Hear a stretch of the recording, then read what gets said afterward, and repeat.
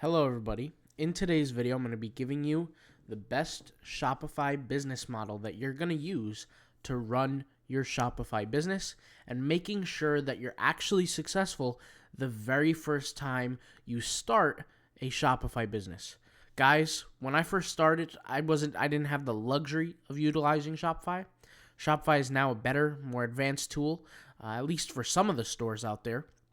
And I had to use old tools kind of that were outdated because I was limited on budget.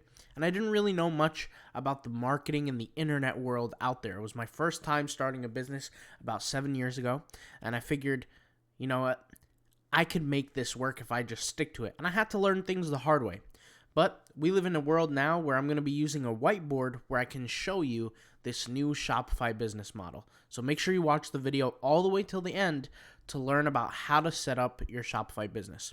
So let's go ahead and just reverse engineer the process. And when I use this whiteboard, I'm going to be explaining a lot of different things. So if I use abbreviations, make sure you're listening clearly to exactly what I'm saying.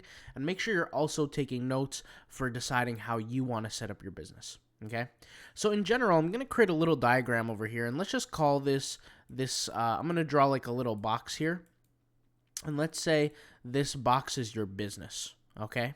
So whatever you sell, let's say you want to sell supplements, let's say you want to sell hair wigs, let's say you want to sell clothing, it really doesn't matter what you want to sell, but let's say you have a business here. The whole point is you want people to visit your business. Can we all agree on that? We want people to visit our business, right? Now, the more, the merrier. Can we agree on that? Like, for example, if I sent 100 people, that would be better than if I sent only 2 people to my business. Can we agree on that, right? We can all agree that the more people that visit our business, the more money we'll make, right? And maybe not everybody will buy from our business, but we'll make some sales. So essentially, we have the basis of any business that needs to succeed. It has to have visitors to that business, whether it's a brick and mortar location, like a physical location, whether it's a pizzeria, whether it's a mall, whether it's an internet business. It's all the same. In the same, it works with Shopify, right? Shopify is one of those things, that we can use to build a business online. And our Shopify store is that actual business. So I'm going to draw another box here that represents our Shopify store, okay? And what I want you to, kind of picture this box as for this business, okay? I want you to imagine it as like a cardboard box that's empty right now, okay? And there are going to be elements that we're going to add to our Shopify store that's going to make us have a better business. Okay, we're going to make more money, we're going to generate more sales, things like that. There are going to be certain elements that we can add. But in general, we want visitors, right, to come to our store. Well, we know that, let's say if we sent 100 people to our store, okay, well, we know that not everybody's going to buy. Maybe 5 people will buy, maybe 2 people will buy, maybe 10 people will buy.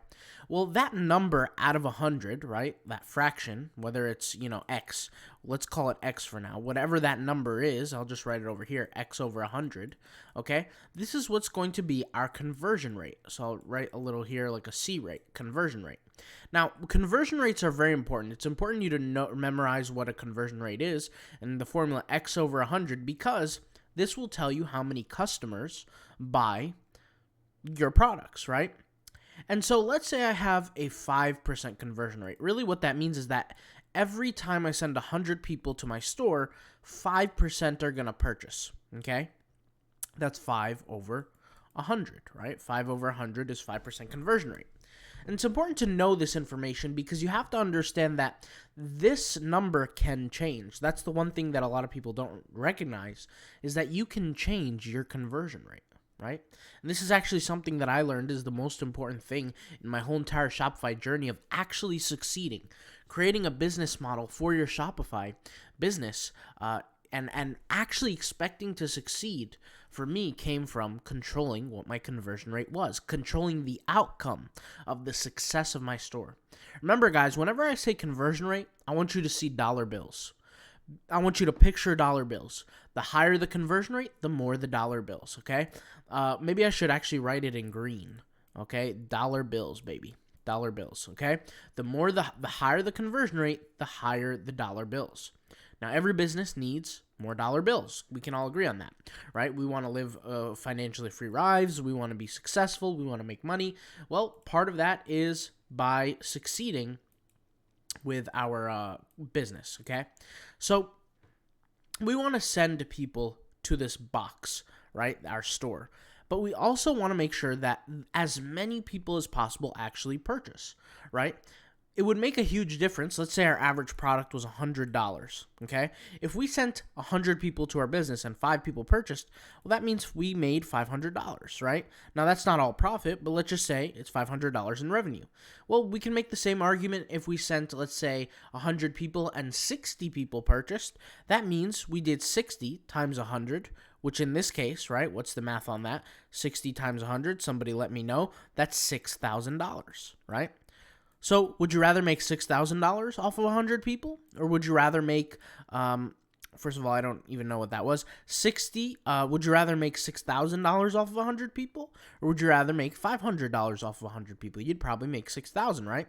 Well, there's actually no limit to how high your conversion rate can be, but these elements are what control your success. Before we talk about the elements that control your success, let's talk about how to actually get people to your store. Now, what would we call that, right? What keyword can we call that for taking people and bringing them to your box, to your store here, to your Shopify store? What would we call that? We'd call that traffic, right? Can you guys think of some way that we can generate traffic to our stores? Can you think of some way? You know, maybe you guys could just spit out some answers here. Let's list some, okay? Let's list one of them. What's an example of a way that we can bring people to our store? Blogging. Blogging is one way, right? So for some people who might ask, what is blogging? Blogging is actually really simple. There's a section in your Shopify store where you have a section that says blog or pages, and you get to add blog posts. And basically what these blog posts are is they're written articles, right, that Google picks up. So for example, let's say you sell dresses, right? And you have this brand new 2022 summer dress coming out, a sundress, right? And it's got like these little flowers on it and all this, and it's real fancy. Well, something you might want to do is you might want to do an article about, let's say, the best 2022 sundress for women, right? And women are going to search for that phrase. They're going to find your article, and they're going to read your article, and they're going to say, hey, I want to buy from you, and they're going to, guess what, show up just like this person here to your business, right? So that's one way we could bring in traffic. What's a few more ways we could bring in traffic? Ads. Ads is another way. Well, ads is a big thing here, guys, because ads is one of those things where there's so many different kinds of ads out there. There's TikTok. There's, let's go ahead and write these down, actually. There's TikTok ads, right? There's Facebook ads. There's Instagram ads. What else is there? There's YouTube ads. There's Google ads, right? There's Bing ads. There's so many different kinds of ads out there, right?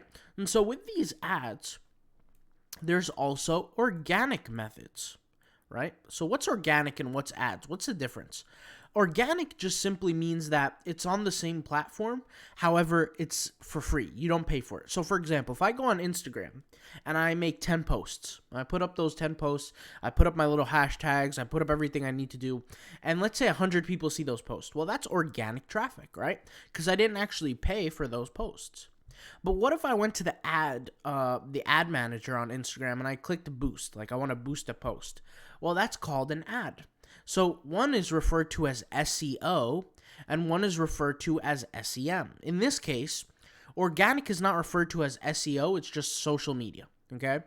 Ads, though, are referred to as SEM. Anything we're paying for is SEM, okay? That's very important. You have SEO, in this case is blogging, right? And then you have SEM, which is what you pay for, okay? Then you have organic social media growth. So if I create a Facebook post, if I create a TikTok post, right, that's organic. I'm getting the free traffic to my store. And that's organic I don't really have to pay for. It takes some hard work. Now, these are 3 examples of different ways that you can drive visitors to your store. And it's important that you actually stick by these methods and you stay consistent. Let me write that in red here, consistent. I'm going to write CON for consistent. Why do you need to be consistent? Well, the reason why is because one post is typically not going to generate any kind of visitors. You're going to need 10, 20, 30, 100, 5,000 posts before you start driving traffic, and that's just the way it goes. See, anything that's free, you have to work harder at, right? And this is and remember that anything that's free, you're going to work harder at. I want you guys to memorize that, because not that it's impossible to succeed with something for free, it's just harder. Okay? And I want you to remember this when we jump over here into our elements. And if you guys remember, what did I say that the elements were important for? What are they important for? Like, what are the purpose of the elements? I said this. Maybe if you guys were paying attention, you'd remember. Some of you guys are going to remember this. Some of you guys are going to forget. Try to remember. Try to really think right now. What are the elements for? What is the purpose of the elements? I'll give you a hint. It has something to do with this box. Okay? All right, if you guys can't guess it, I'm going to tell you. All right, the elements are responsible for increasing the conversion rate. Do you remember that, guys? That was a little hint I gave you with the box, but they increase the conversion rate. So if you send 100 people or 100 visitors to your store, the elements on your store, the elements in your business, the elements in your box here that you throw in can increase the chances of the number of people buying, right? That's why we went over here with these little numbers and we said, would you rather make $6,000 off of 100 people, or would you rather make $500 off people? You'd obviously make 6,000, right? So what are some elements that we could do to increase our sales? Well, for Shopify, I'll just let you guys know, we have something called Shopify Themes. Okay, so this is an example, Shopify Themes. And you guys are probably familiar with this if you've created a Shopify store before, and even if you just played around with the free trial. Shopify Themes are things or designs that you slap onto your store that makes the store look different, right? And not all Shopify themes are created equal. Some Shopify themes will actually hurt your conversion rate. Some Shopify themes will help your conversion rate. An example of a Shopify theme that will help your conversion rate is this company called wolfofshopify.com. They have two themes. They have I would call it a budget-friendly theme. It's $125. The reason why you guys are seeing $157 here is because they have an upsell of a ebook here. Not an ebook, a Facebook ebook. Basically, it shows you how to run ads, right? If you remove it, it's $125, right? That's an example of a Shopify theme that will boost your conversion rate. They talk about here why it does, and they have all these different things that help it, and we're going to discuss that in a minute. But here they have another example of a Shopify theme called the Alpha Wolf theme, and the Alpha Wolf theme is $295, and you can also add this little ebook as like a little bonus here. And it will cost a little more. It's $32. Well, it's actually on sale, but $32, and it costs a little more. And this ebook is once again, it's like a Facebook ad guide. But this is an example, like a Shopify theme that can increase your conversion rate. Let's go ahead and put some green arrows here next to it that are pointing upward. Now, do you guys remember why I used green before? I told you guys, whenever you think of the word conversion rate, you want to think of money.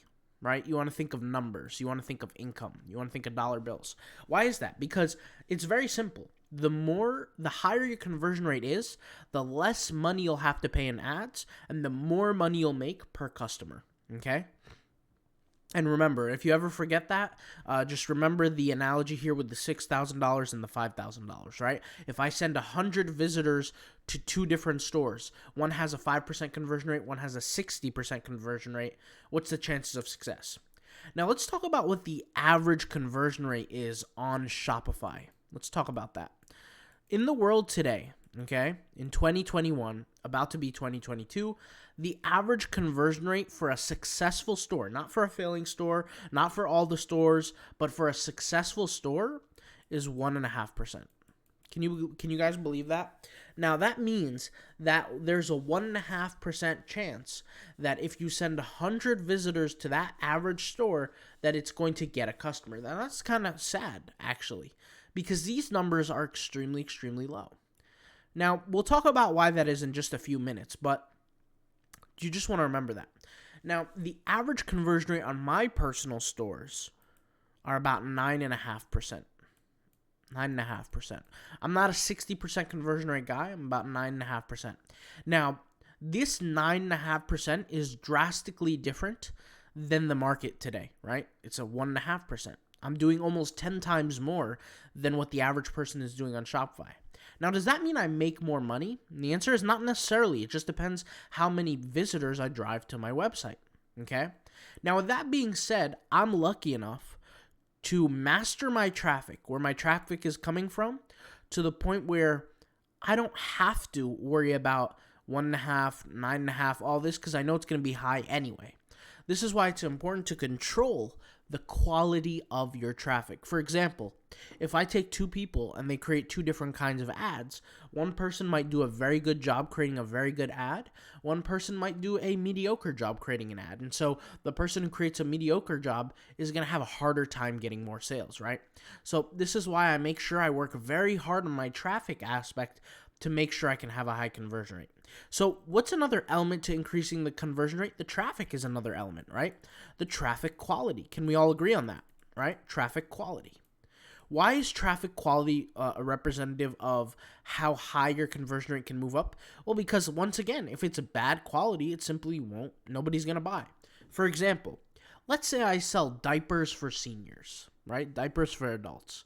And I know this might be a kind of funny example, but let's just say I do that.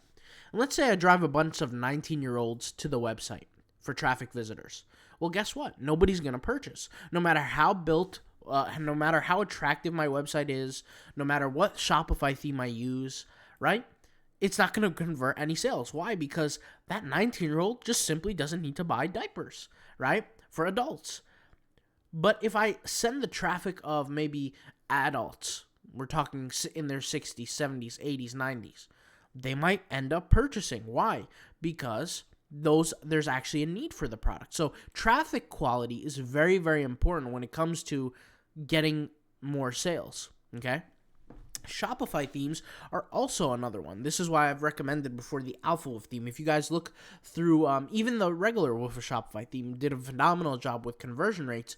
If you guys look through the YouTube videos that I had posted, I showed people step-by-step tutorials. I'm talking click by click of how to design a Shopify store properly. And you guys could go ahead and take a look at those, right? What's another element that can change your conversion rate? Well, let's use, for example, scarcity. Let's talk about scarcity. Scarcity is one of those words that it's actually thrown around a lot by fake gurus. And I'll talk about what I mean. So you guys know when you visit a Shopify store, let's go ahead and visit one right now. Let's go to the Wolf of Shopify theme here, and let's go over to the demo. I know they have a demo here somewhere. Let's go ahead and open this up. Take a look at the demo. And so this is the demo of the Wolf of Shopify theme, the original one. So the one that costs like $125. So this is a pretty attractive theme. Anybody can take a look at this and say, wow, this is nice. Well, what's an example of scarcity? Let's go ahead and click on this product here, this yoga brick, right? If I click on this, okay, look what it says here. It says 15 sold in the last 22 hours. Hurry, only 10 left in stock. This is an example of scarcity, okay? When you tell somebody, hurry, there's only a certain amount left. That is scarcity. Now, how can this improve our conversion rate? Well, I'll explain it. Scarcity can improve your conversion rate because you're essentially telling somebody, hey, there's less of it, so you might want it more. Now, some people might say, no, that will never work. Well, I'll give you an example of how much this truly does work. Do you guys remember in the beginning of the pandemic, when people just simply heard there was a pandemic, what happened? The grocery stores had hours of thousands of people of lines outside the stores. They couldn't even get in. The shelves were empty. Why? Because of scarcity. Whenever humans, as human beings, when we ever think that there is a lack of something, it turns a fire inside of us, and it makes us want it more. That's just the way it is. Have you ever heard the saying that people say they want what they can't have? This is an example of scarcity, okay? Well, the problem is with a lot of stores today is they only use scarcity, and that's what hurts their business. The same way they also use social proof. Social proof. Have you ever, guys, have heard of the keyword social proof? Social proof is one of those things in a Shopify store that will potentially boost conversion rates depending on how you use them. What's an example of social proof? Can you guys here spot it on the webpage? I'll give you a hint. It's about to disappear in a few seconds. Okay, it just disappeared. Did you guys see what social proof that you guys saw? It's going to pop up soon. Here we go, right here. You guys see this little pop-up on the bottom left of my screen that says John Smith just purchased whatever? That is an example of social proof. Can you guys see another example of social proof on this website, on this theme right here? Right here. Real-time visitor count, 29 visitors. That's another example of social proof. Can you guys give me a third example of social proof? I can. Right here. 30 sold in the last 26 hours. See, what happens is when a customer visits the homepage of the website, which is typically the first page that the customer sees, they're going to see this little social proof pop up. They're going to say, oh, Alex from blah, blah, blah purchased a beanie. Or John from blah, blah, blah purchased a yoga mat. Or Mackenzie purchased a sports bra from, wherever she's from, right? And they're going to be like, there's no way these people are just buying this stuff. But when they click on the actual product, they see this. They see X amount sold in the last few hours. Now, all of a sudden, this pop-up becomes a little more real. They say, oh, wow, there's only 3 left in stock. Now they're starting to freak out. Now they see a real-time visitor count of 8 people on the website. Now this is changing the psychology of the consumer. And they wouldn't be on the product page, right, if they weren't interested. Can we all agree on that? In general, if the consumer was not interested with the product, can we all agree that they wouldn't have clicked on the product page anyway? They would have exited the product page? The answer is yes. And so the mistake that a lot of people are doing today is they're putting scarcity and social proof but in their Shopify stores, but they're not, number one, they're not correlative, and number two, they're not together. So, for example, and it has to make sense, right? So if I say, okay, there's 14 live visitors on my website right now, and there's, let's say, 4 left in stock, or 3 left in stock, or 10 left in stock, then it's like, okay, then the scarcity actually works. But if I say there's 6,000 visitors right now on my website, right? Because people think numbers that are higher are better, and I say, okay, there's only, two items left in stock, it's just too much. It's not going to work, right? So the key here is you also have to have them together. So a person can't just have social proof and no scarcity. Unfortunately, it used to work when somebody did have that, right? It used to work back in 2017, 2015, but it doesn't work like that anymore because businesses have seen this little pop-up, or consumers have seen this pop-up happen so many times, right? But they haven't seen any scarcity. So they go to, like, for example, a product, right? Let's say here, this product here, and they see the social proof, but they don't see the scarcity, so it doesn't work. And that's called Lollapalooza Effect. If we go to Google here and just search what Lollapalooza Effect is, let me go ahead and search it. Lollapalooza Effect, okay? It basically means that when you have multiple of these cognitive biases, because that's what these are, the scarcity, the social proof, that's all these are, right? When you have multiple of these cognitive biases, they work much stronger, much together. Let's go ahead and read the definition here.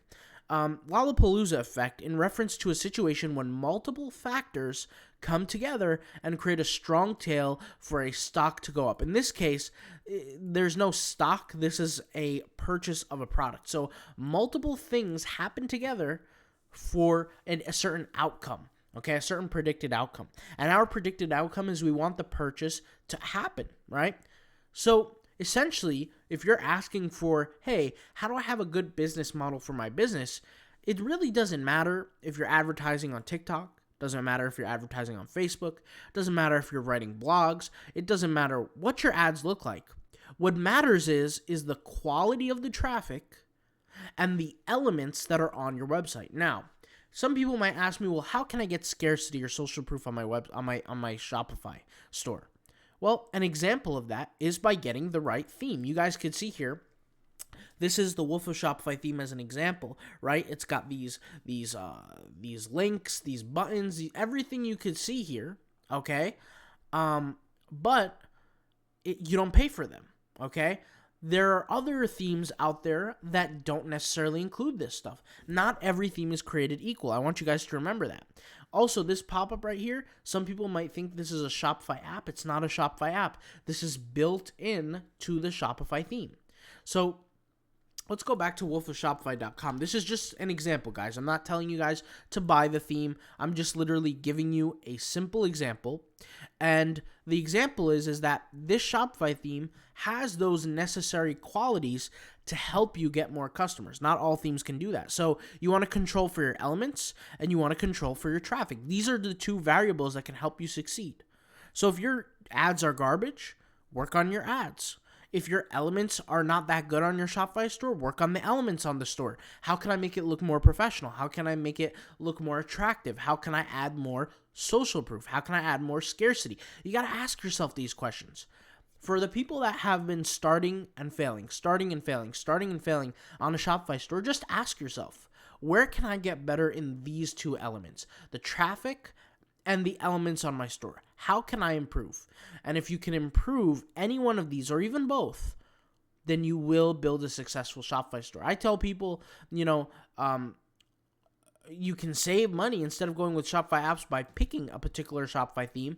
In this case, let's say the Wolf of Shopify theme, but you could use any other theme that might work for you. I'm just sharing an example of a theme that is, in my opinion and my belief, a successful Shopify theme, but this is just an example. Okay, so this is the Shopify business model that you need to understand to actually succeed. And I want to be clear, guys, this works for every business. Nike does the same thing. All the other companies out there, any company that you could picture, that you could think of that is successful does this exact same thing. You just don't know it, right? They make sure the traffic is high quality and they make sure their website is up to par. That's it. It's very simple. All right. So thank you guys for watching. Hopefully this video helped you out. I'll talk to you guys later. Peace out. Bye.